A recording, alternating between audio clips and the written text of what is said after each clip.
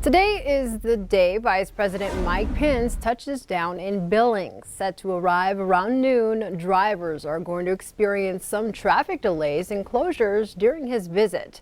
All intersections along South 27th Street will be closed as a motorcade takes Pence to his first stop, Riverstone Health. The same will happen as he makes his next two stops on the city's north side, then West End. His final stop will be the DoubleTree in downtown mid-afternoon. The area surrounding the hotel will be closed for 24 hours, but foot traffic is still allowed.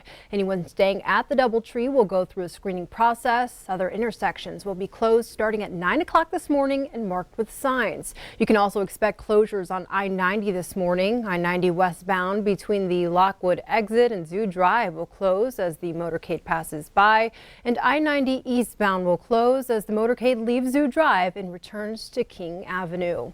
The Vice President's stay continues one more day after today. He'll travel to Yellowstone National Park on Thursday. Air Force Two is scheduled to arrive at Yellowstone Airport at 10 a.m. The Vice President will tour the park with current Secretary of Interior David Bernhardt. Pence will stop at Old Faithful and give remarks about the Trump administration's support to rebuild national park infrastructure. Later that night, Pence will return to D.C. Now we go to Colstrip, where Units 1 and 2 will permanently close by the end of this year. That announcement was expected, but not anticipated quite so soon. The announcement by plant owner Talon Energy follows previous plans to keep the units open another 2.5 years. In a release Tuesday, Talon Montana President Dale Lesback blames financial challenges, specifically calling out repeated failed efforts to negotiate lower fuel prices with Westmoreland Rosebud Mining. The release also states Talon will work to ensure the retirement process is orderly and minimizes the effect on employees, community members, and other key stakeholders. Part of that plan will look to redeploy affected Colstrip employees to help retire Units 1 and 2 or help with the operations of Units 3 and 4. The company says the primary goal now is to ensure that Colstrip Units 3 and 4 remain an economically viable source of power to Montana and the Northwest. Senator Steve Daines responded to the closure on Tuesday with scathing criticism. Today's news is yet another example of the devastating impacts of extreme environmental regulations, fringe litigation, and partisan politics. It's truly disheartening to see Units 1 and 2 be forced to close. And Senator John Tester says the abrupt closure is a surprise, but workers are top priority. I'll be working to make sure Talon isn't leaving workers out to dry and is keeping the community and employees informed about what they can expect in this process, and I'll be holding them accountable for a thorough cleanup of this site. When construction of the first two plants got underway in the mid-1970s, it ushered in a new era for Montana's energy sector. But as MTN's Jay Cohn explains, that era may be coming to an end. When Colstrip Units 1 and 2 first went online in 1975, the town of Colstrip boomed, soaring from a population of 2,800 people to 8,000. And with plans in the works then to build 2 additional coal-fired plants, the town of Colstrip's future was bright. The debate, though, ensued who would end up paying for the costly plants, whose price tag had ballooned from $500 million to $1.8 billion.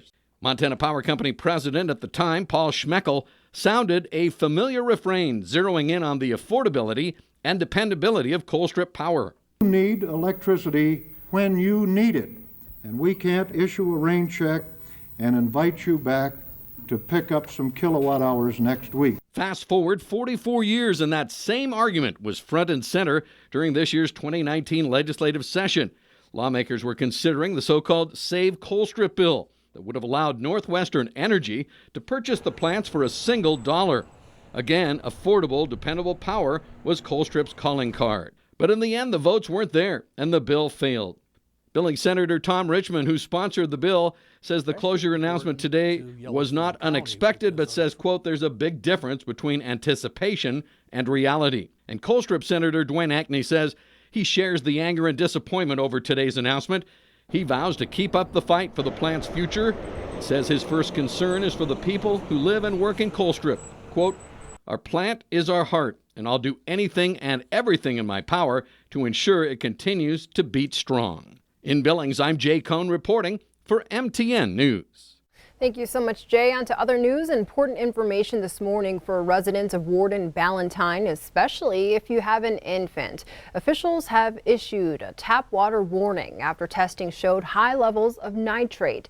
The warning is specifically for infants 6 months and under and says they should not drink water, juice, formula, or other products made from the tap water. Water and sewer district officials say the water is safe for all others to drink, but pregnant women should consult with a doctor. Nitrate contamination comes from agricultural, industrial, and natural resources, including septic systems and runoffs. The district has increased monitoring and is working with the DEQ for a solution. Bottled water is available at the district's main office in Warden. Police have identified the motorcyclist who was killed in a crash Sunday in Billings. 19-year-old Bulin Halvachi of Billings died following the collision with a pickup truck on Shiloh Road Sunday evening. Police say Halvachi ran into the front of a pickup truck that was making a left turn, the force of the impact throwing him off and killing the teenager, even though he was wearing a helmet at the time. No word if any charges have been filed in the accident. The race for Montana's governor in 2020 has 4 prominent Republicans in the hunt, but no Democrats until now. House Minority Leader Casey Schreiner of Great Falls announced his run for governor in Great Falls on Tuesday. The 36-year-old is a former teacher and currently works for the state labor department. Schreiner says he's running to put the priorities of hardworking, everyday families first, with an emphasis on affordable health care and education. The very first day of the legislative session as a minority leader, I stood up and said, we're going to open up the table, we're going to do this in a bipartisan way, and we're going to get really important issues done. And every single issue that we talked about, we got accomplished, because it's not about party, it's about getting stuff done. 4 Republicans are already running: Attorney General Tim Fox, Congressman Greg Gianforte, State Senator Al Olszewski, and Secretary of State Corey Stapleton. And Montana State Superintendent of Public Instruction is officially launching her campaign for a second term. Elsie Arntzen made the announcement Tuesday. The Republican from Billings says her top priority is to make sure students are ready for college or careers. Arntzen previously worked as a teacher and served in the Montana legislature. Her announcement sets up a potential rematch of the 2016 election. Helena teacher Melissa Romano is again seeking the Democratic nomination for state superintendent. Arntzen defeated Romano by 3 percentage points in 2016. Members of the Missing Indigenous Persons Task Force are outlining their goals. They met Tuesday in Helena for the very first time. Senate Bill 312 is created the task force in the 2019 legislature. It's also known as the Looping in Native Communities Act. The 11-member task force is made up of representatives from Montana's tribal nations and reservations, the Attorney General's office, the Montana Department of Justice, and Montana Highway Patrol. The task force wants to improve interagency collaboration and increase reporting and investigation into missing persons cases involving Indigenous people. I think one of the most important things that we all have to understand that this just isn't someone else's problem. This isn't someone else's kid that went missing. This is a problem that could affect all of us. One of our loved ones may go missing, heaven forbid, and we want to make sure that no one goes missing for sure, but also that we have everything in place to react to that in the most appropriate way and the most efficient way, as I said, to bring people home.